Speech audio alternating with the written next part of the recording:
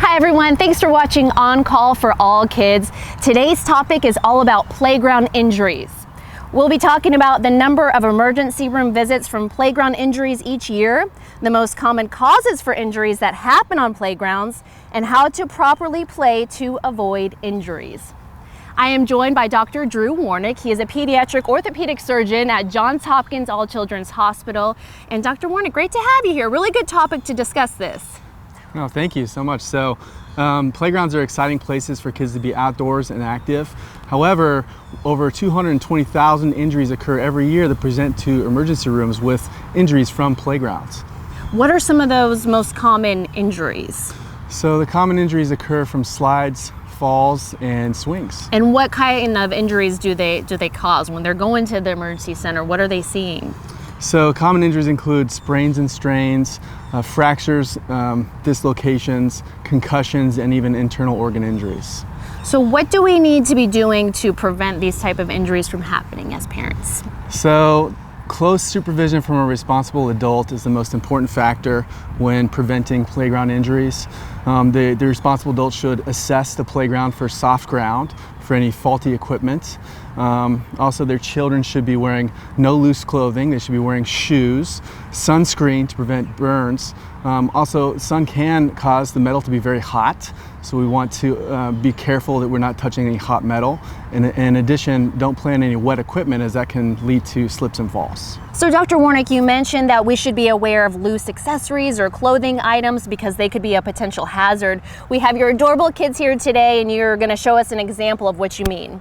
Yeah, so loose clothing or accessories can cause strangulation if it gets caught on playground equipment. So we want to remove any loose items or accessories. And then over here, Lane has some sandals on. We're going to put now some shoes on instead of sandals, because then he has a less chance of slipping. So that's some really great advice. Now we're going to kind of walk around the playground and talk about the different hazards or potential hazards that parents should be keeping in mind. And we're going to start off with the swings. All right, Dr. Warnick, so we're over here by the swings, a favorite for many kids, but it could be potentially dangerous. What do parents need to keep in mind? So again, we want a soft surface. The swing should be made of either plastic or rubber, so there's no sharp edges that may hit somebody. No standing on or jumping off swings, and be careful when moving in front of swings so you don't get hit by someone swinging. Well, what kids don't love going down the slides, or adults too? We are now at the slides, and Dr. Warnick, what should we keep in mind when we are playing on the slides? Well, when going down slides, you want to make sure we go one person at a time, feet first, like Lane is going to demonstrate. Show us how to properly do it, Lane. Very nice. Okay. Never try and climb up the slide. Okay. No, Lane, don't climb up the slide. I know it's tempting. Okay. And you know, it's very tempting for adults to, here, Lana, hold on.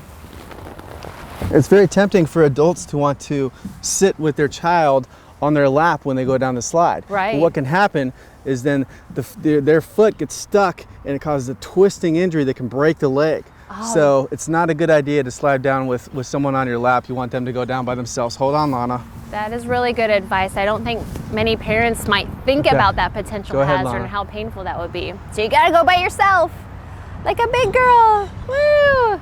One of the most other common causes of injuries is falls on playgrounds. So Dr. Warnick, what should we keep in mind as far as falls go? Well, children frequently fall because they slip, they lose their grip, or they lose their balance on playground equipment.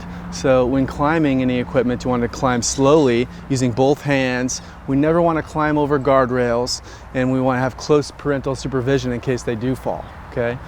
Monkey bars are one of the most common causes of injuries, and they can frequently, younger children don't have sufficient upper arm strength, and they fall, and that can lead to forearm fractures and serious elbow fractures as well.